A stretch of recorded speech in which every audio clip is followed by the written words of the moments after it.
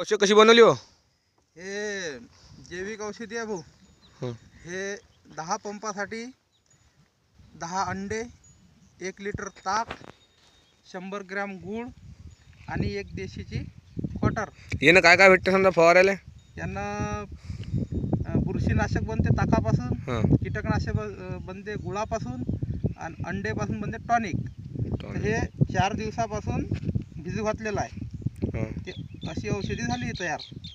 एका पंपाला 150 मिली वापरायची. 150 मिली. पहिले 70चा करायचा, मग हे आहे ना नाही 50-50चे 3 मापं. 3 नंबर. अं, हरभऱ्याला काय समजा आहे ना? याच्यापासून टॉनिक, बुरशीनाशक आणि कीटकनाशक हे 3 हे बनतात. तर माझं नाव आहे सतीश विठ्ठल तायडे, हिंगणा निंबा, तालुका बाळापूर, जिल्हा अकोला. तुम्हाला जर माहिती लागत असेल तर फोन करून विचारणे. ठीक आहे, धन्यवाद.